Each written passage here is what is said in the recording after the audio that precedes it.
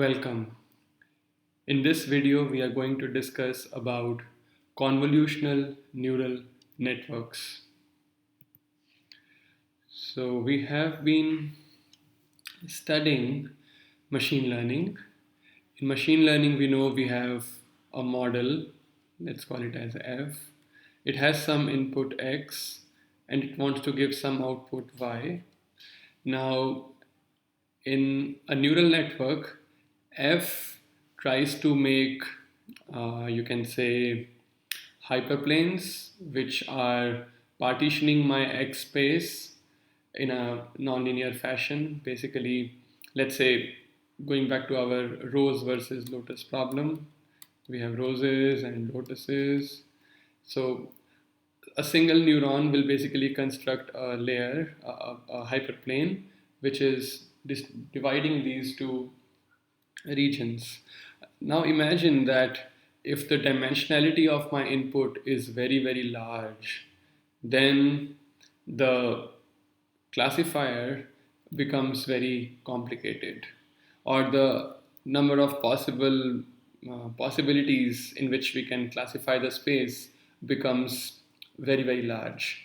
Let's try to see that with some examples. So imagine you have a two-dimensional data. So if there is two-dimensional data, generally we can make classifiers which are lines. So this is one line, another line, another line. So let's say we can divide our region with the help of 1, 2, 3, 4, 5, 6 lines in a reasonably good fashion. Now, okay, let's start from the first from the single dimensional data. The number of ways in which this could be divided is okay. Only you have to select one threshold. Above this threshold is one region, below this threshold is another region.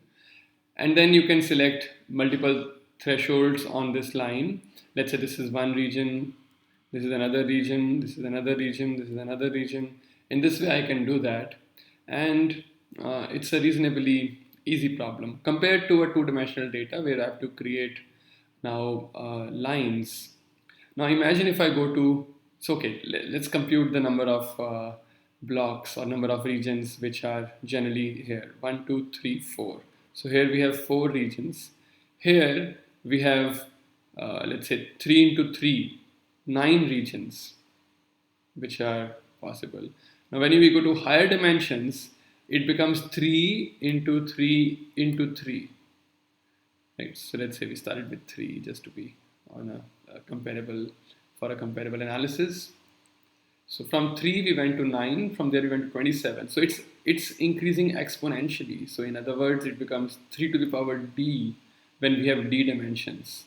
Now imagine if you have 1000 dimensions, it becomes 3 to the power 1000, which is almost we can't even store it on our computer. It's such a big number. So means the complexity becomes very, very intense. So that's called the curse of dimensionality. So as the dimensions are increasing, my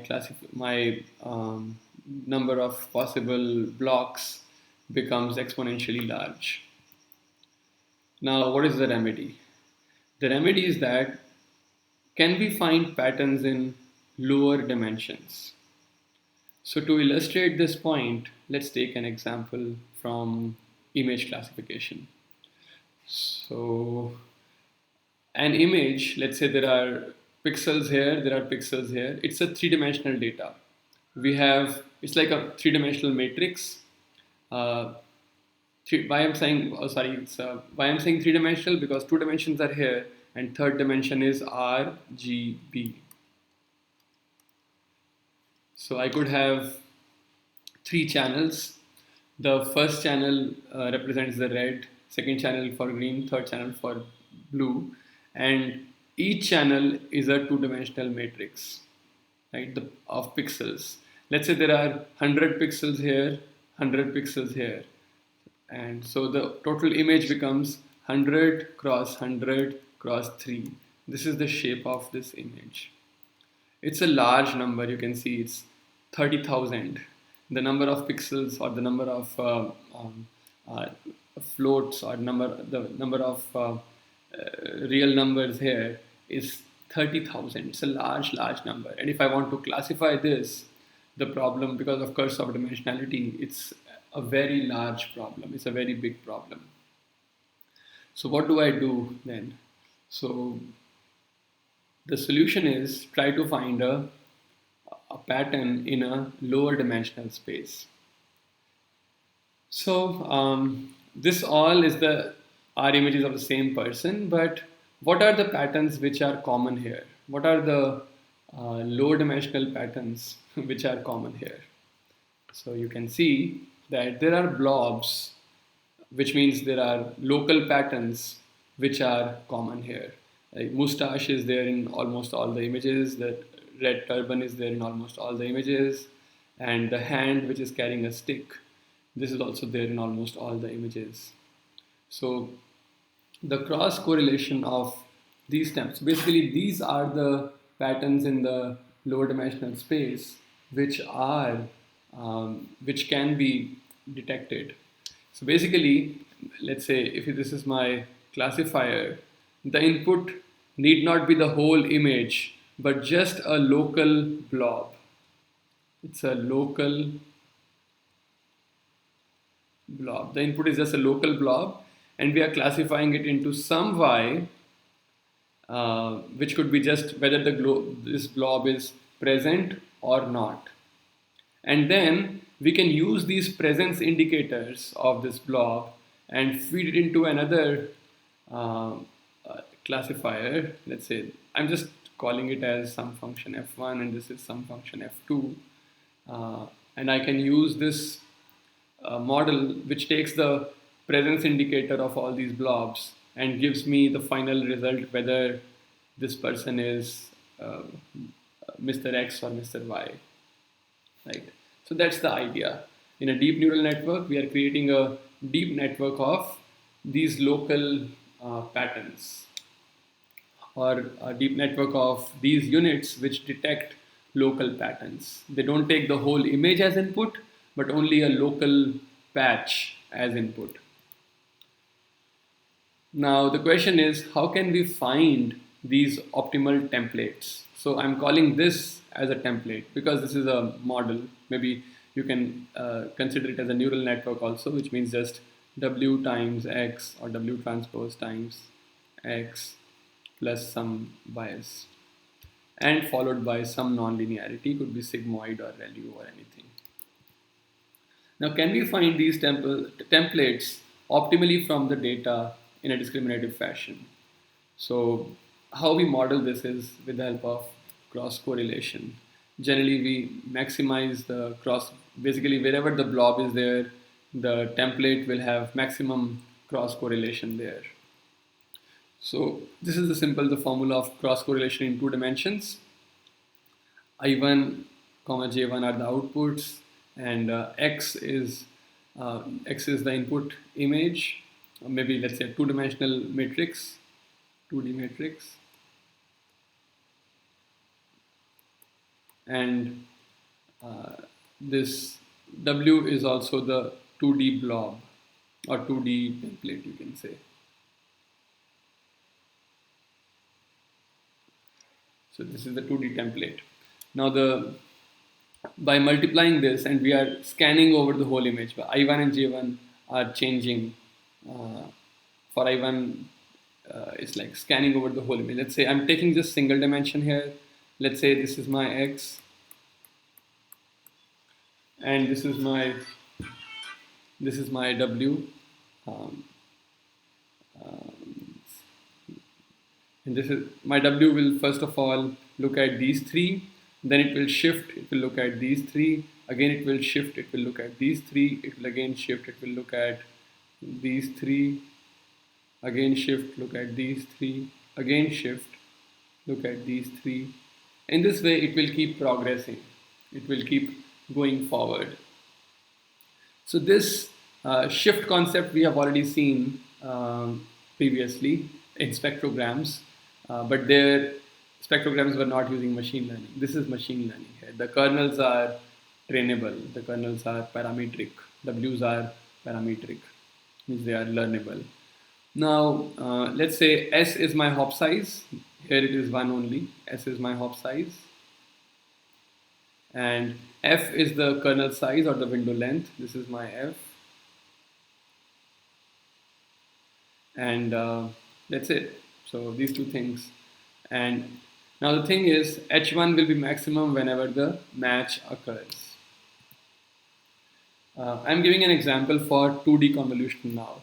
So let's say this was my input 2D matrix and this is my filter or kernel. There are two things, two names I'm using, but they refer to the same concept, filter or kernel. This is the input X, this is the kernel W. Now, what happens when I scan the whole input X with my kernel W? So first my kernel W will look at the first 3x3 blob in X or the window in X. And then what operation will it do? Just element-wise multiplication, adding some bias also, but okay, we are ignoring the bias for the time being.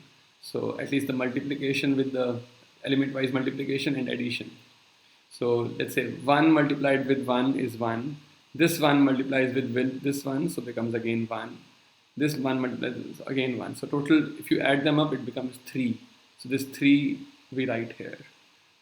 Then we move the window. If you look at the orange one now, we'll move the window and again look at the diagonal and multiply this W with this X, and it is 0 only because all the diagonal elements are also 0.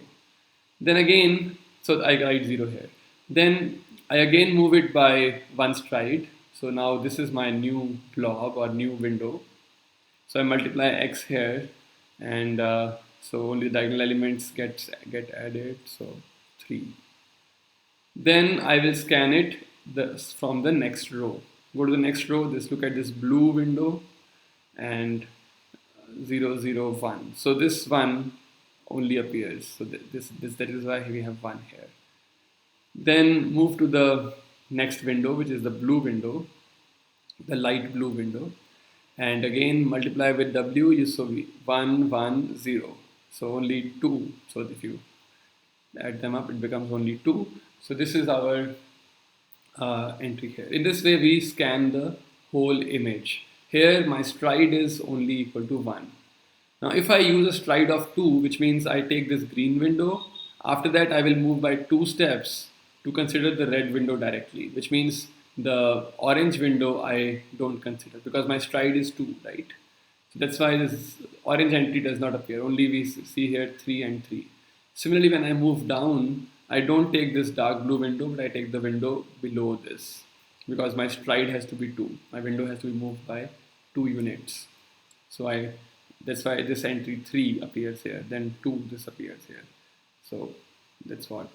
So if I use a larger stride, I get a smaller output. So this is the idea behind finding patterns in a lower dimensional space. Now the thing is, how do we optimize our filters or kernels for classification? So right now we saw only at a single kernel. Now we consider multiple kernels, say k number of kernels or filters. And we find the output for each kernel. Like this was my output. This is my H. So I find this H for each kernel. And then these can be given as input to a neural network classifier, as I told here. These go as input to another classifier. But who stops you from putting only one layer of kernels? You can put multiple layers of kernels and then finally give the final output as an input to the neural network classifier. And the thing is, we only need to train end-to-end, which means I don't have to train the individual kernels separately. I just train end-to-end, and intermediate kernels just get trained in the same way as we trained the hidden layers of feed-forward neural network we considered before, right? In the very same way. So these kernels get trained. So this concept is called convolutional neural network. And how we, let me show graphically now how it happens. This is my input image. This is my kernel or filter, and this scans the whole thing, and we get this. This is my output H. Now I bring in another kernel and I scan the whole image with the same kernel. Imagine this is like a different template. This was the mustache, this was the turban, for example. Those examples are just for intuition or intuitive understanding, but this kernel may not be a mustache or a turban. It could be completely statistically defined kernels with no interpretability as such. So this blue kernel will give this output, which I will stack over the previous output like this. Then we take another kernel, let's say a red kernel. Again, the output we stack over the previous outputs. In this way, I keep going further and further down, and I will get a large, so many number of channels in the output. Now I will all these channels, I will just flatten them up. Flatten means you convert them into a single vector. Right? It's let's say 5 cross 5 cross 3 matrix, and I just convert it into a something 553 75 cross 1 vector. And this vector is passed through a feed forward simple dense layer, feed forward neural network or a dense layer.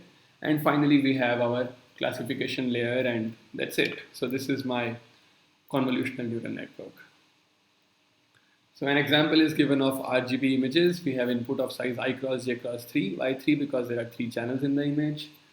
And then we have, okay, so these 3 channels are correlated, right? You won't find patterns individually in them, but the patterns are correlated. For example, if it is a red turban, this means red means there is information in all 3 channels. RGB value is specified.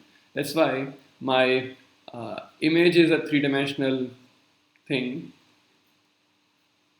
and my blob or my kernel or filter, this is also a 3-dimensional thing, right? With the depth is same here. Let's say this is my input, it's called W comma H comma depth D. Then this will be, let's say, F, filter length is F cross F dash comma D. D has to be same. And what operation do I do? I just do element wise product and then add them up, everything, add them up. This is the operation, that's the normal operation for a neural network, right? For a neuron, single neuron.